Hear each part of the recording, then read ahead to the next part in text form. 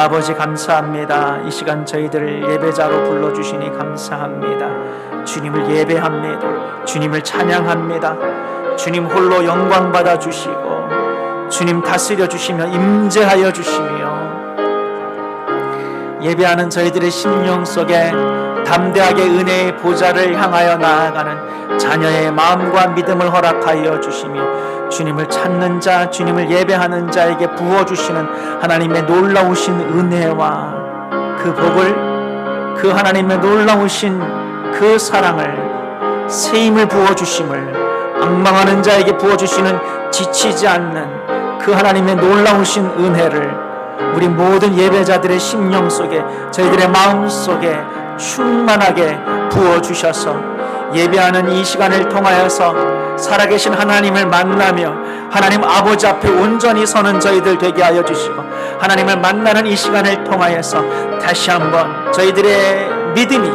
저희들의 심령이 다시 한번 하나님 앞에서 정돈되어지고 하나님을 경외하는 마음으로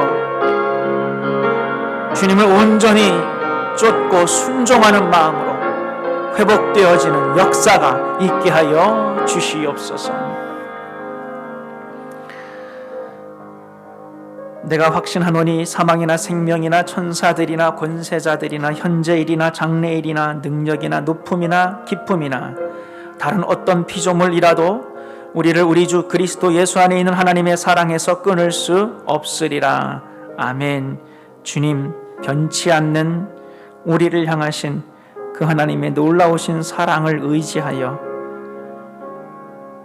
그 사랑을 확증하신 예수 그리스도를 통하여 주님 앞에 나아갑니다.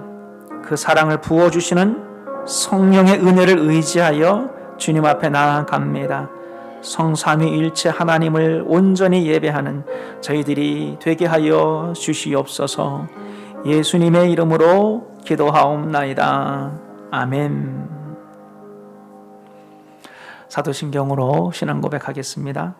전능하사 천지를 만드신 하나님 아버지를 내가 믿사오며 그 외아들 우리 주 예수 그리스도를 믿사오니 이는 성령으로 잉태하사 동정녀 마리아에게 나시고 본디오 빌라도에게 고난을 받으사 십자가에 못 박혀 죽으시고 장사한 지 사흘 만에 죽은 자 가운데서 다시 살아나시며 하늘에 오르사 전능하신 하나님 우편에 앉아 계시다가 저리로서 산자와 죽은 자를 심판하러 오시리라. 성령을 믿사오며 거룩한 공회와 성도가 서로 교통하는 것과 죄를 사하여 주시는 것과 몸이 다시 사는 것과 영원히 사는 것을 믿사옵나이다. 아멘. 찬송가 446장 찬양하겠습니다.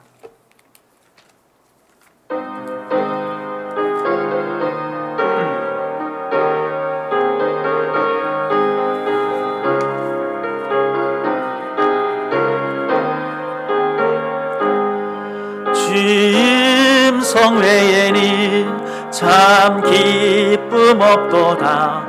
날 사랑하신 주 늘 계시옵소서. 기쁘고 기쁘도다. 항상 기쁘도다. 나 주께 왔사오니 복 주옵소서.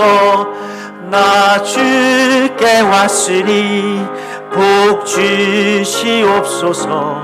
주 함께 계시면 큰 시험이 이기네. 기쁘고 기쁘도다. 항상 기쁘도다. 나 주께 왔사오니 복 주옵소서. 주 떠나가시면 내 생명 헛되네.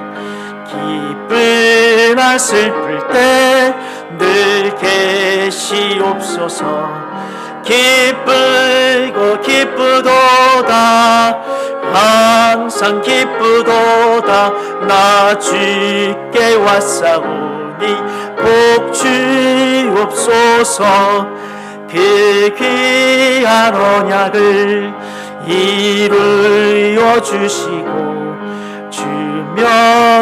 따를 때 늘 계시옵소서.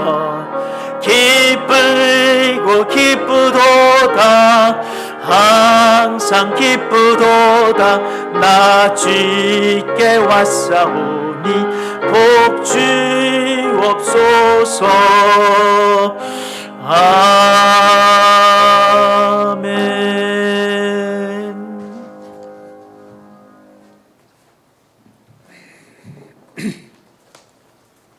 영광 가운데 영광으로 계신 하나님, 존귀하신 이름을 높여드립니다. 영원토록 주님의 이름에 영광을 드리오며 여호와는 모든 나라보다 높으시며 주님의 영광은 하늘보다 높으심을 이 시간 모두 찬양합니다. 이 자리에 모인 모든 지체들이 진심으로 주를 찬양하게 하옵시며 주님만을 바라보는 저희들에게 하옵기를 원하며 기도합니다. 하나님 아버지, 저희의 약하고 부족함을 이 시간 고백하며 또한 회개합니다. 겉으로는 드러나지 아니하나 마음에 품은 죄악을 용서하여 주시기를 원합니다. 예배를 드릴 때뿐 언제나 순종에 부족한 저희들이었으며 주님을 바란다 하면서도 주님을 향한 목마름이 없이 지내왔습니다. 예배하기 전에 하나님의 은혜와 사랑으로 죄를 씻음받게 하여 주시옵소서. 또한 우리 방주교회를 통하여 하나님의 진리도 선포되게 하여 주시고 교회의 성도들이 기도와 사랑으로 지역을 섬기며 복음을 드러내는 교회로서의 사명을 다하기에 부족함이 없도록 도와주시옵기를 원합니다. 이 시간 오 목사님을 통하여 말씀을 전하실 때 하나님의 능력이 드러나게 하시고 또한 성령으로 저희를 이끌어 아멘으로 말씀을 듣게 하옵시어서. 지금 저희에게 오셔서 들려주시는 음성으로 들을 수 있도록 이끌어 주시옵고 그 말씀을 받아 그대로 따르는 삶을 살아드리려 다짐하옵기를 원하며 기도합니다. 우리 방주교회 식구들에게 건강한 삶을 살아가도록 도옵시고 직장이나 사업 등 우리가 다 알지 못하는 사정까지도 해결해 주시어 무겁게 나왔던 발걸음을 모두 내려놓을 수 있는 역사로 도와주셨기를 또한 기도합니다. 교회의 어려운 문제 역시 주님의 은혜 안에 속히 해결되리라 믿습니다. 바라옵기는 우리 모두가 주님의 사랑으로 하나 되기를 원합니다. 목사님을 도와 수고하시는 모든 이들과 예배를 위하여 수고하신 모든 이들 또한 예배에 참석한 모든 이들이 주님 은혜 가운데 함께 동행하시는 귀한 한 주 되실 것을 믿사오며 우리 주 예수 그리스도의 이름 의지하여 기도하옵나이다. 아멘.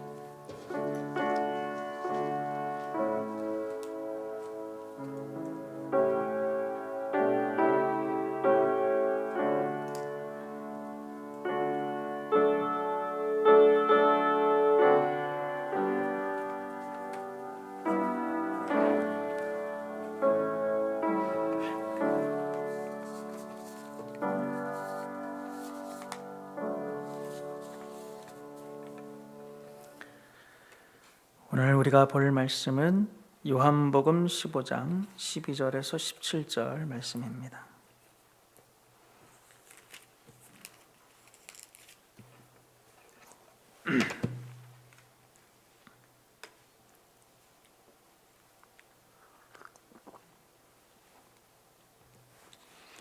요한복음 15장 12절에서 17절 말씀 제가 봉독하겠습니다. 내 계명은 곧 내가 너희를 사랑한 것 같이 너희도 서로 사랑하라 하는 이것이니라.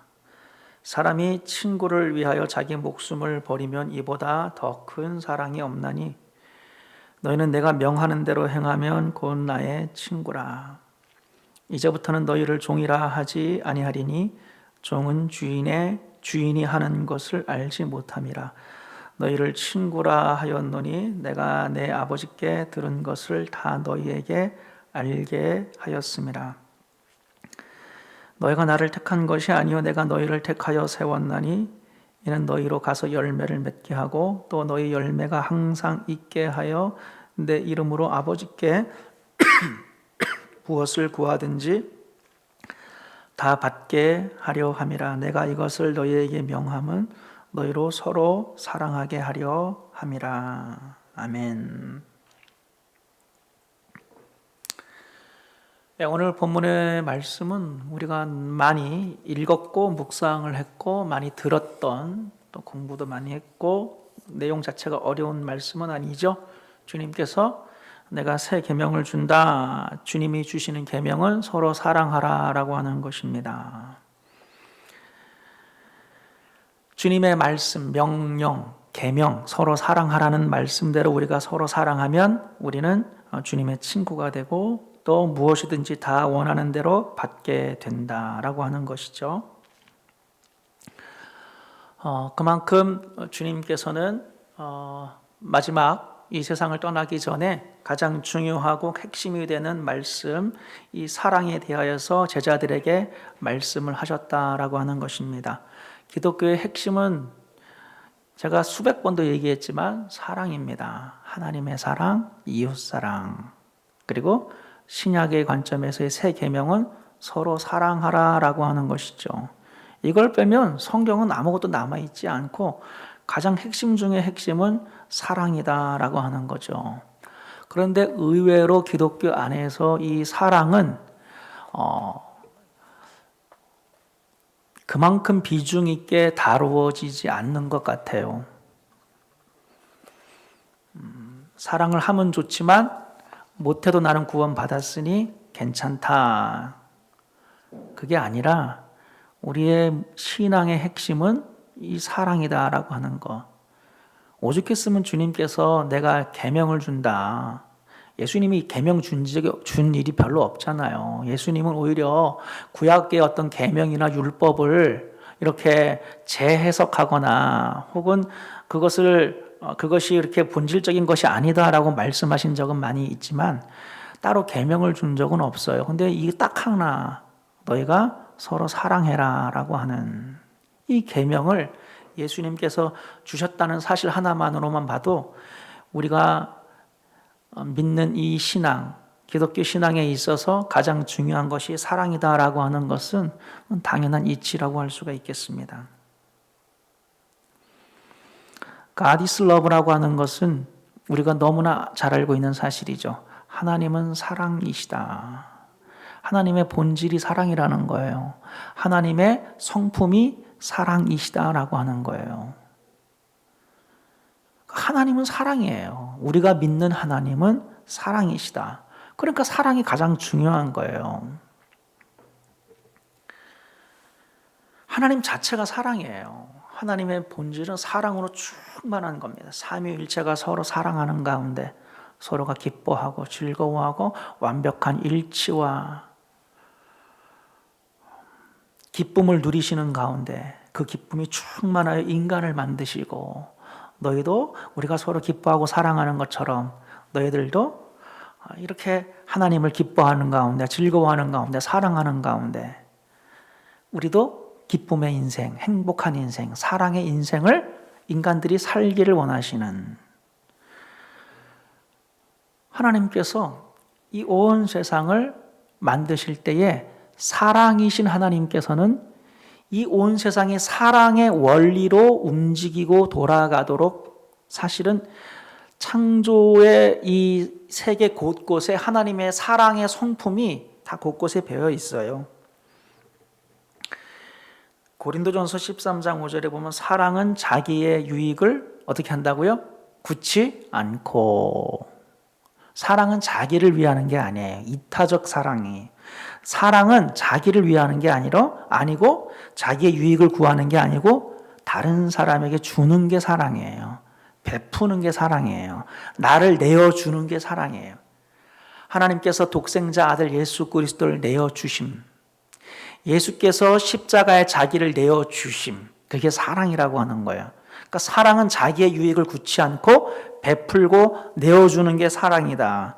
그런데 이 세상 자체가 그런 원리로 이루어져 있어요. 이 생태계는 다 베풀지 않으면 죽게 돼 있어요. 모든 생태계들이 죽어서 자기를 갖다가 땅에 거름으로 내어주고, 햇볕은 태양 에너지를 내어주고, 비가 땅에 내림으로써 땅이 윤택해지고, 모든 생물들은 다 생태계 안에서 자기를 내어줌으로써 생태계가 돌아가게 돼 있어요. 풀들이 나 절대 뜯어먹지 마 라고 하면은 초식동물은 다 죽는 거예요. 초식동물들이 나 절대 못 죽어 그러면 육식동물들은 다 죽는 거예요. 모든 생태계는 다 자기를 내어주는 원리를 통하여서 돌아가게 되어 있어요. 가장 예가 될 수 있는 이그젠플이 우리의 호흡이죠. 우리는 이 호흡을 통해서 이산화탄소를 내어뿜고 그걸 식물들이 필요로 하죠. 그리고 산소를 내주잖아요. 하나님의 창조의 원리에 보면 이렇게 베풀고 자기를 내어주는 그러한 어떤 사랑의 원리가 곳곳에 배어 있다라고 하는 것입니다. 그러므로 이 사랑이 핵심인 교회가 사랑이 없으면 죽는 거예요. 사랑의 원리로 만들어졌기 때문에 이 사랑이 무너지면 죽게 돼 있는 거예요. 가정은 사랑의 원리로 만들었어요. 남편과 아내에 대한 에베소서 말씀 보세요. 서로 부부가 사랑하는 거죠. 그리스도가 교회를 위해서 죽기까지 사랑하는 거예요. 남편과 아내는 하나님께서 서로 사랑하라고 그 가정의 원리예요. 그런데 가정의 사랑이 무너지면 그 가정은 죽어버리는 거예요. 기독교는 사랑이 핵심인데 기독교 안에 사랑이 무너지면 기독교는 죽는 거예요.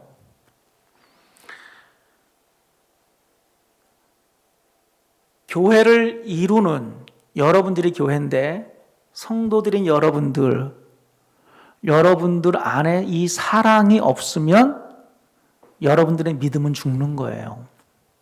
여러분의 영성은 죽는 거예요. 여러분의 영혼은 죽는 거예요.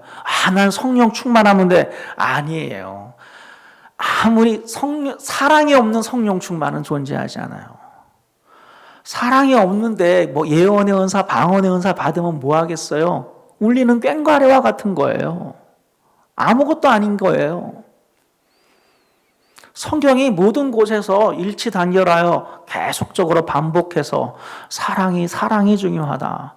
성도들의 핵심은 사랑이에요. 여러분이 믿는 믿음의 핵심은 사랑인데 성도들이 사랑이 없어요. 성도들이 사랑을 실천하지 않아요. 그럼 그 신앙은 죽어가는 거예요.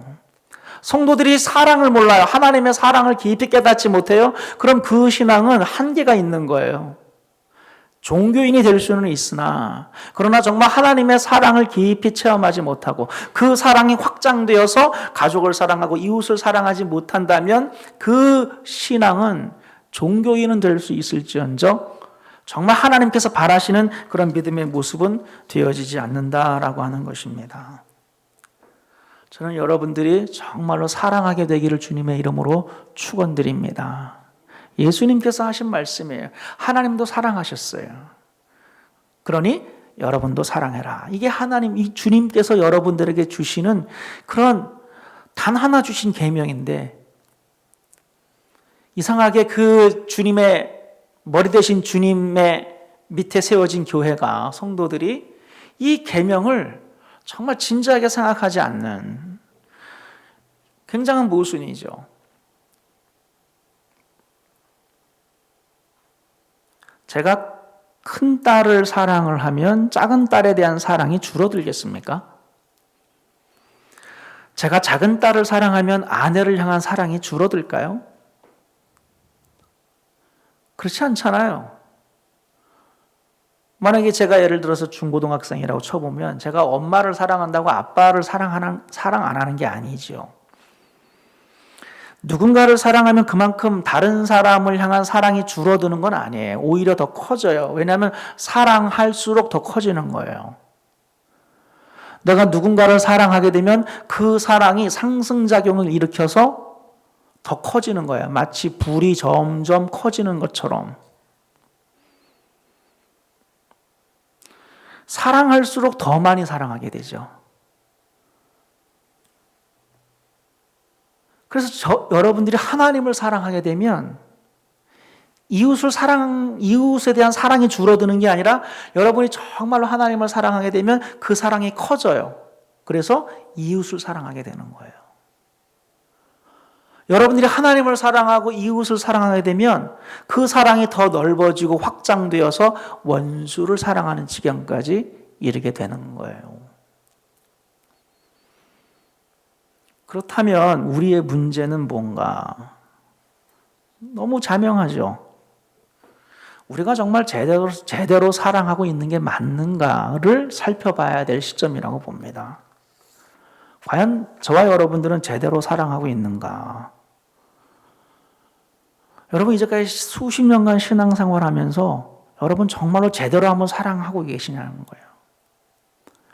여러분 진지하게 고민하셔야 돼요. 나는 정말 이 예수님의 계명처럼 내가 정말 진지하게 사랑하고 있는가? 여러분이 누군가를 사랑하지 못한다면 하나님 사랑을 한번 점검해 봐야 돼요. 왜냐하면 하나님을 정말로 사랑하면 누군가를 사랑하지 않을 수가 없어요.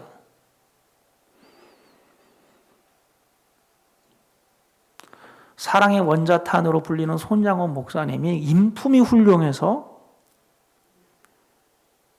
자기 아들을 죽인 원수를 양자로 삼고 사랑한 게 아니에요. 그분이 무슨 신앙적인 신념이 있어서 아니에요. 목사라서 그게 아니라 정말로 하나님을 사랑하게 되면 그 사랑이 더 넓어지고 확장돼서 사랑할수록 더 사랑하기 때문에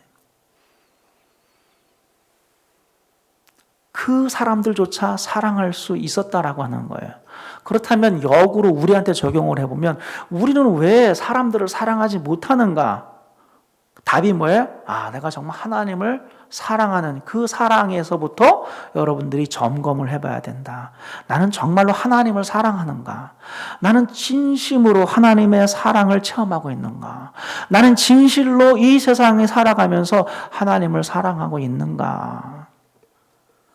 그거를 점검해봐야 된다. 어느 신학 교수님이 자기 이야기를 하더라고요. 그분은 장애인 아들을 두신 분이에요. 그 상태에서 유학을 왔어요. 그러면 얼마나 힘들겠어요. 그 아내 되시는 분은. 남편은 유학생으로 와서 신학을 공부하는데 그 아내 되시는 분은 뒷바라지 하랴 또 장애를 가진 그 자기 새끼를 갖다가 돌보고 사실 엄마의 마음은 남편도 중요하겠지만 더 마음이 쓰이는 것은 누구예요? 자기 아들이죠. 더더욱 장애를 가진 그 아들, 그 모성애가 얼마나 컸겠어요. 그 교수님이 몇 번을 이혼을 할 위기가 있었다 그래요. 그 자세한 이유는 안 썼지만 뭐 뻔한 거 아니겠어요. 왜냐하면은 공부하는 입장에서는 자기만 먼저 생각하기 좋잖아요. 내가 어찌됐건 이 공부를 잘 마쳐야 내가 되고 내가 어찌됐건 잘 이게 서야만 우리 가정도 바로 설 수 있으니까 아내한테 희생을 요구하진 않아도 기대할 수도 있는 것이고 장애를 가진 아들을 돌보는 것보다는 자기가 앞으로 걸어가야 될 그 길을 정진하고 자기 꿈을 이루는데 더 많은 시간을 쓰고 싶었겠지요. 그런 말들은 없었으나 제가 개수를 해보면 그런 거죠. 근데 그분이 그런 고백을 하더라고요. 연세가 많으신 분인데 자기가 이제 인생을 돌아봤을 때 지금 시점에서 자기가 정말 깨닫는 것이 있다면 아들과 아내를 사랑하는 것이 나의 신앙생활의 가장 중요한 목적임을 깨닫는다. 이런 고백을 하더라고요. 얼마나 멋있어요. 이분은 어마어마한 신학자예요. 제가 봤을 때 뭐 PhD 가진 신학자들도 다 똑같지가 않아요. 요즘에는 정말 안 그런 분들도 많아요. 오죽하면 한국에 하나 걸러 하나 PhD라고 하겠어요. 근데 이분 정말 진지하게 학문하시는 분인데 아들과 아내를 사랑하는 것이 나의 신앙생활의 가장 중요한 목적임을 나는 깨달았다. 그 고백이 울림이 되더라고요. 그분이 말하기를 하나님이 주신 사람들을 사랑하지 못한다면 그들을 희생해서 얻는 다른 명예나 영광이 무슨 소용이 있겠는가? 학문적 성취를 이룬다고 해서 그게 무슨 소용이 있겠는가? 저는 그 고백이 맞다고 보는 거예요. 하나님이 주신 그 신학자로서의 원대한 꿈과 비전을 향해서 나아가야 돼. 그것도 중요하겠죠. 그러나 수많은 사람들이 하나님의 이름으로라고 하는 것을 통하여서 사실은 자신을 더 강화시키고 자신을 확대하고 자신을 과시하려는 목적으로 자신에 대한 이 세상에 대한 성공에 대한 야망을 갖고 탐욕을 가지고 자기 중심성을 가지고 그것만을 쫓는 삶을 살아가는 사람들이 얼마나 많이 있어요. 다만 그걸 신앙의 이름으로 포장만 할 뿐이죠. 벗겨보면 그 안에는 이기심이 있는 거예요. 자기밖에 모르는 거거든요. 자기가 중심이라고 하는 거예요. 근데 결국 그들을 희생해서 얻는 나의 다른 명예나 영광, 학문적 성취가 그게 무슨 소용이 있겠는가? 나의 신앙생활의 가장 중요한 목적이 바로 내가 아들과 아내를 사랑하는 것임을 나는 깨닫는다. 제가 이 글을 읽으면서 정말 깊이 와닿습니다. 우리는 사랑을 논할 때에 허상을 쫓을 때가 많이 있는 것 같아요. 허울뿐인 사랑, 실체가 없어요.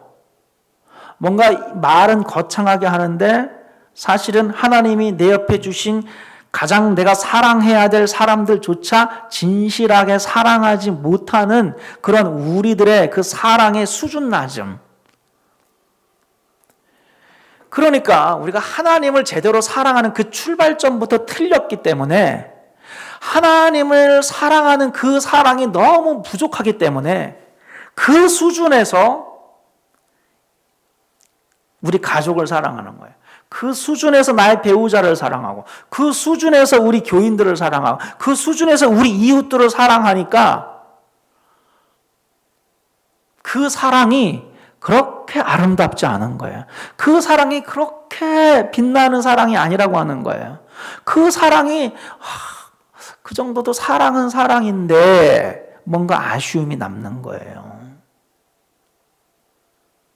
정말 우리들의 사랑은 정말 실체가 있는 사랑인가? 하나님은요, 말뿐인 사랑 아니었어요. 자기를 내어주셨습니다. 내가 너희를 사랑한 것 같이. 예수님이 말로만 사랑했어요. 내가 너희를 사랑한 것 같이. 그건 예수님께서 그 제자들을 위해서 당신의 하나님의 백성들을 위하여서 십자가에 죽기까지 사랑하신 거잖아요. 친구를 위해서 자기 목숨을 버리면 이보다 더 큰 사랑이 없나니. 주님의 사랑이거든요. 자기 목숨을 버리는 사랑. 그것만큼 실체가 있는 사랑이 어디 있어요? 근데 우리는 뭐 교회를 사랑한다, 하나님 나라를 사랑한다, 이웃을 사랑한다. 말은 사랑한다라고 하지만 그 사랑이 얼마나 허상일 뿐인 경우가 많이 있냐는 거예요. 저와 여러분들이 정말로 사랑을 제대로 배우기를 원한다면 여러분 주위에 있는 사람들서부터 제대로 사랑하는, 그게 여러분의 신앙생활의 가장 중요한 목적 중에 하나라고 하는 것을 여러분이 깨달을 정도로 하나님의 부르심, 하나님이 여러분들을 향해서 온 열방을 향하여서 나아가도록, 옛날에는 그런 구호들이 많이 먹혔어요. 제가 20대만 해도 온 세계와 열방을 향해서 나아가고 하나님이 열방을 주셨다. 그래서 결국 인생에서 통해서 이루는 게 뭐예요? 20대 때 꿈은 전 세계를 품지만 사실은 50대, 60대, 70대 돼서 깨닫는 것은 나의 부르심의 가장 중심은 내 옆에 있는 이 사람들을 내가 사랑하고 나를 아낌없이 내어주고 그들을 섬기는 것, 그게 정말 하나님께서 원하시는 그 사랑 아니었는가? 깨닫는 게 그거 아니겠어요? 여러분들이 정말로 하나님을 제대로 사랑하고 그 사랑을 이해하면 여러분들이 여러분의 가족을, 자녀를, 아내를 진정으로 사랑하게 되고, 그렇게 되면 내 가족만 사랑하는 그 사랑에서 벗어나서 진정으로 이웃을, 성도들을, 심지어 원수들까지 사랑할 수 있는 그런 사랑의 사람들이 여러분들이 되어진다라고 하는 것입니다. 그러니까 우리의 신앙은 상당히 숙제가 많은 거예요. 이걸 어디서부터 건드려야 될지, 어디서부터 고쳐야 될지. 정답은 있죠. 어디서부터 고쳐야 되냐면 여러분들이 정말로 하나님과 여러분의 관계를 다시 한번 재점검해야 된다. 나는 정말로 하나님의 사랑을 받고 이해하고 깨닫고 있는가? 나는 정말로 하나님을 사랑하고 있는가? 나는 정말 사랑하시는 하나님, 하나님이 사랑이시라고 하는데 나는 정말 그 하나님의 사랑을 나는 제대로 알고 있는가? 그걸 여러분들이 정말로 잘 깨달아야 돼요. 하나님이 여러분들을 얼마나 사랑하시는지. 하나님 여러분들 사랑하시는 건 믿으세요? 정말로 사랑하시는 거예요. 우리한테는 죄가 있죠. 우리한테는 허물이 있습니다. 그런데도 하나님이 사랑하실까요?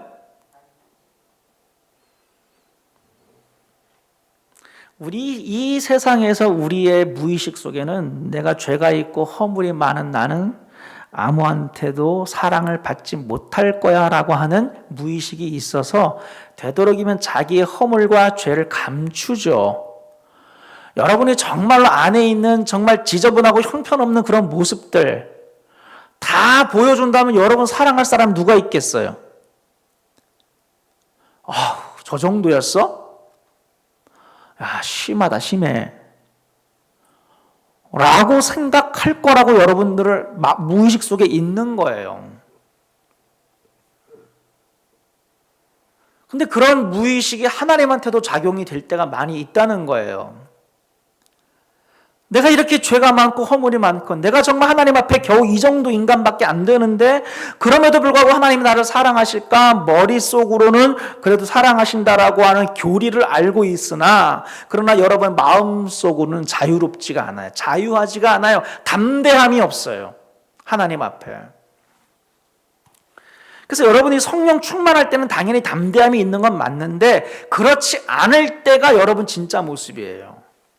여러분 정말 허물이 많고 신앙을 갖다가 정말 멋대로 하는 그런 정말 형편없는 신앙의 모습을 보일 때조차도 하나님은 여러분들을 정말로 사랑하시는 거예요. 거기서 하나님의 사랑을 느낄 수 있어야 돼요. 우리는 어떤 상황에서도 하나님의 사랑을 느끼고 그걸 고백하고 그걸 경험하고 받아들이게 될 때 여러분이 어떠한 죄와 어떠한 허물로 인하여 넘어지더라도 그 순간 바로 여러분들은 회복되어지고 바로 거룩하여지며 바로 새 힘을 얻게 되는 거예요. 우리는 하나님의 사랑으로 우리는 언제든지 일어날 수 있어요. 우리는 언제든지 툭툭 털고 일어날 수 있어요. 우리는 언제든지 담대해질 수 있다라고 하는 거예요. 여러분들은 쇳덩어리고 여러분들은 허물이 많고 여러분들은 정말 한계가 많아요. 여러분들은 정말 그 신앙의 수준에 있어서 비참할 정도로 영혼들이 곤고하고 영혼에 힘이 없고 영혼이 거룩하지 않으며 영혼의 성령의 충만함이라고는 정말 희미할 정도로 영적인 감각과 은혜의 충만의 정도가 현저하게 정말 그런 수준에 있는 사람들이 얼마나 많이 있을까요? 많이 있다고 봅니다. 그럼에도 불구하고 하나님은 여러분들을 너무 사랑하시는 거예요. 그게 믿어져야 돼요. 그 정도까지 하나님의 사랑이 여러분들이 믿어지게 될 때 여러분들이 어떤 상황에서도 나를 사랑하시는 그 하나님, 그런 하나님의 사랑을 알게 되면 그 사람은 제대로 된 인생을 살아갈 수 있는 거예요.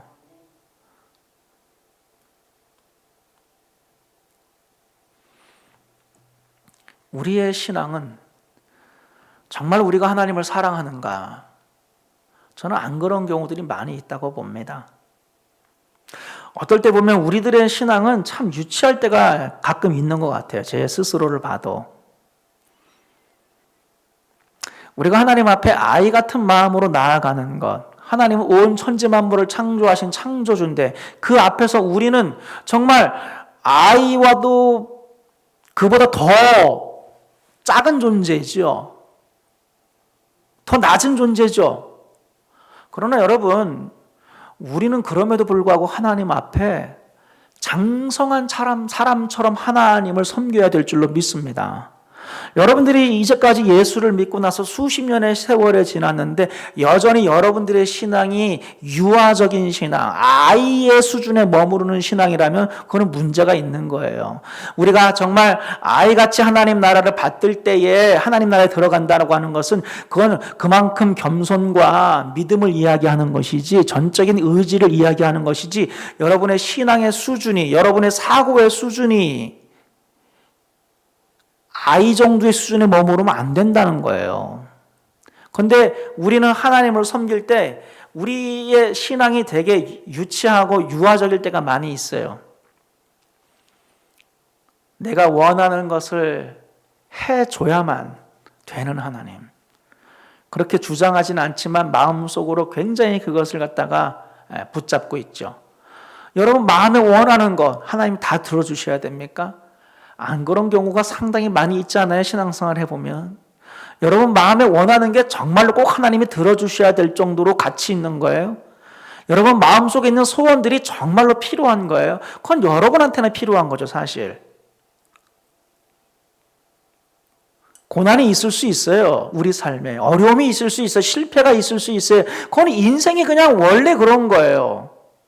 우리가 정말 예수를 믿는 신앙인이라면 우리의 삶의 고난과 어려움과 실패와 좌절은 그건 모든 인간에게 똑같이 있는 거예요. 그 정도의 성숙은 우리 안에 있어야 되지 않겠어요?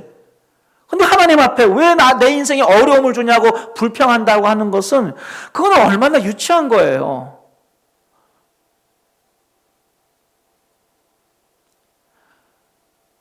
여러분 인생에 물질이 있어야 되죠. 복이 있어야 되죠. 형통이 있어야 되죠.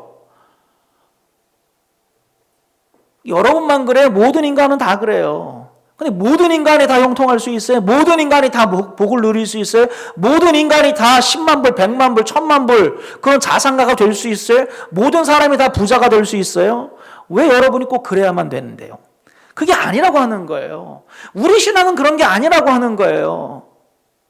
우리가 구약시대를 살고 있다면 구약시대의 그 계시의 수준은 하나님을 이해하는 그 수준은 상당히 낮기 때문에 계명이라고 하는 장치를 통하여서 율법이라고 하는 장치를 통하여서 하나님이 상당히 많은 부분에 있어서 디테일하게 가이드라인을 주셔야만 될 정도의 그런 신앙의 수준이기 때문에 뭐가 죄인지도 모르고 뭐가 옳은지도 모르기 때문에 아는 게 없으니까 구약의 율법이 필요하겠지만, 그러나 우리는 구약 시대를 한참 지나가지고 신약 시대도 벌써 2000년이나 지났고, 저와 여러분들은 예수를 믿은 지 정말 우리가 가지고 있는 이 성경 말씀을 통하여서 하나님을 알고 하나님의 성품을 알고 우리의 신앙의 본질을 안다라고 생각한 정도가 벌써 옛날인데, 여전히 우리의 신앙이 그 정도 수준이라면 문제가 있다라고 하는 거예요.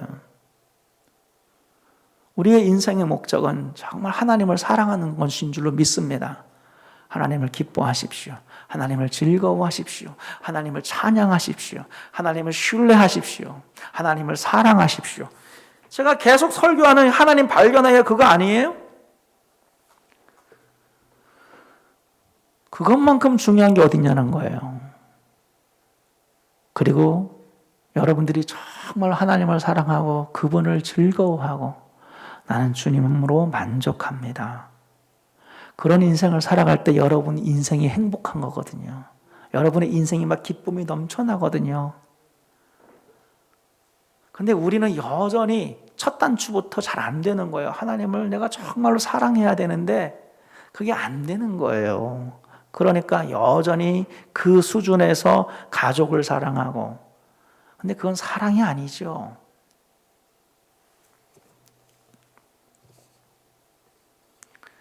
하나님은 저와 여러분들이 성숙한 신앙인이 되기를 원합니다. 하나님 앞에 이제는 성장하자고요. 어른처럼 하나님 앞에 나아가기를 원해요. 성숙한 신앙인이 되기를 원해요. 성숙하다고 하는 것은 인격적인 거예요. 자녀가 어린아이 같이 할 때 귀엽죠, 예쁘죠. 그러나 정말 자녀들이 고등학생이 되고 대학생이 됐을 때 부모의 마음을 헤아릴 수 있고 부모를 위할 수 있는, 부모 마음이 얼마나 감사하고 기뻐요. 저와 여러분들이 이제는 10수년간의 신앙생활을 했다면 정말로 하나님을 사랑하는 그 사랑, 그래서 그 사랑으로 내 가족을 사랑하고 하나님이 내게 주신 교인들, 성도들을 사랑하고 그 사랑이 넘쳐 교회 밖에 있는 어려움에 있는 그 강도 만난 사람들과 같은 그 사람들에게 이웃이 되어주는 그러한 저와 여러분들이 되는 것이 바로 오늘 예수님께서 내가 너희를 사랑하였으니 너희도 서로 사랑하여라 라고 하는 그 계명의 본뜻이 아니겠는가. 바라기는 저와 여러분들 안에 이러한 하나님의 사랑을 진심으로 깨닫고 여러분의 수많은 허물과 죄에도 불구하고 여러분들을 너무 사랑하셔서 그리스도를 주시고, 그리고 성령께서는 지금 이 순간에도 여러분에게 그런 하나님의 사랑을 부어주시는 그 삼위일체 하나님이 여러분들에게 그 사랑을 어떻게 하든지 주고 부어주고 깨닫게 하고 하나님의 사랑 앞으로 나아가게 하려고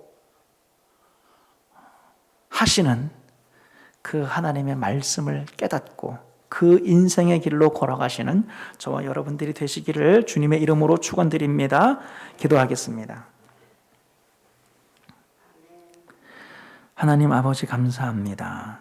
주님, 우리가 인생을 살 때 실체 없는 구호만 무성한, 실천이 없고 삶이 없는 수많은 말뿐인 그러한 삶을 살아가지 않게 하여 주셔서 우리가 정말로 하나님의 사랑을 알고 하나님의 사랑을 받고 하나님의 사랑을 체험하여 오직 그 하나님의 사랑을 위하여 사랑 앞에 나아가는 인생 되게 하여 주셔서 하나님의 사랑을 통하여 가족을 사랑하고 내게 주어진 사람들을 사랑하고 나의 주위에 있는 사람들을 사랑으로 섬기는 저희들이 되게 하여 주옵소서. 예수님의 이름으로 기도하옵나이다. 아멘. 찬송가 94장 부르시면서 준비한 예물을 봉헌하겠습니다.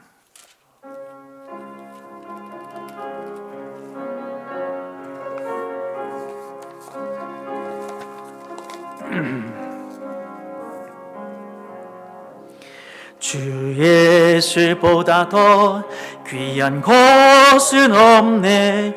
이 세상 불길과 바꿀 수 없네. 영죽은 내 대신 돌아가신 그 놀라운 사랑 잊지 못해. 세상 즐거움 다 버리고 세상 자랑 다 버렸네. 주 예수보다 더 귀한 것은 없네. 예수밖에는 없네. 하나님 아버지 감사합니다. 주님께 나올 때에 주님께 드리기를 원하여 예물을 드립니다. 믿음과 헌신과 감사의 마음으로 예물을 드린 손길들을 기억하여 주시고 그들의 인생에 피할 바위가 되어 주시고 보호하시는 산성 되어 주셔서 주님께 피하는 모든 믿음의 권속들마다 하나님의 보호하심과 지켜주심과 그리고 힘을 주시는 그 은혜를 통하여 이 험한 세상 속에서 열매를 맺는 삶을 살게 하여 주옵소서. 예수님의 이름으로 기도하옵나이다. 아멘. 아멘. 광고 드리겠습니다. 오늘 예배에 오신 분들을 주님의 이름으로 환영합니다. 이번 주일서부터 교육부 사역과 모임이 재개가 됩니다. 박갑동 목사님과 신성수 사모님께 필요하신 문의가 있다면 해주시기를 바랍니다. 우리 지난주에 말씀드린 것처럼 장은수 안수 집사님, 이정은 집사님께서 등록하셨습니다. 슬아의 두 아들이 있는데요. 장성모 그리고 장윤모 자녀들이 있습니다. 우리 지난주에 일어나셔서 인사를 했으나 죄송하지만 마지막입니다. 우리 다시 한번 박수로 우리 환영하겠습니다. 네, 감사합니다. 네. 다시 한번 말씀드리면 장은수 안수 집사님, 이정은 집사님이십니다. 우리 예배 후에 친교실에서 친교 시간이 있습니다. 참고하시고요. 오늘 식사 친교를 섬겨주시는 김창현, 김은영 집사님 가정에 감사를 드립니다. 이제 7월 달이 돼서 또 7월 한 달 동안의 설교 스케줄이 주보에 나와 있습니다. 주보를 참고하시기를 바랍니다. 이상 광고를 마쳤고요. 마지막 찬송 298장 찬송 부르고 축도로 예배를 마치겠습니다. 찬송가 298장입니다.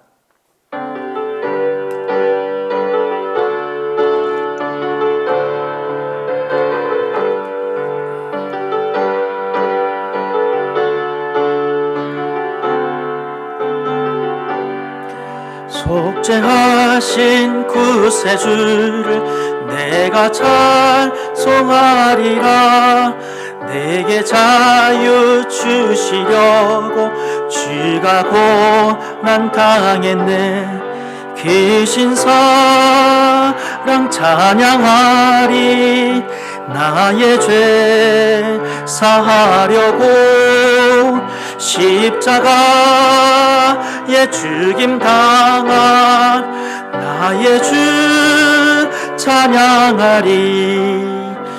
내가 구원 받은 증거 기뻐 전파하리라. 내 죄 모두 감당하신 주의 사랑 기셔라. 기신 사랑 찬양하리. 나의 죄 사하려고 십자가에 죽임 당한 나의 주 찬양하리. 승리하신 구세주를 내가 찬송하리라. 죄와 죽음 지옥 권세 주가 모두 이겼네. 귀신 사랑 찬양하리. 나의 죄 사하려고 십자가에 죽임 당한 나의 주 찬양하리. 고마우신 구세주를 내가 찬송하리라. 죽음에서 생명으로 나를 인도하셨네. 기신 사랑 찬양하리. 나의 죄 사하려고 십자가에 죽임 당한 나의 주 찬양하리. 이제는 우리 주 예수 그리스도의 은혜와 하나님 아버지의 극진하신 사랑하심과 성령의 감화 감동 교통 충만하심의 은혜가 오늘 예배를 드리는 모든 주의 권속들 머리머리와 그들의 가정과 자녀들과 일터 위에 영원토록 함께하옵시기를 간절히 축원하옵나이다. 아멘.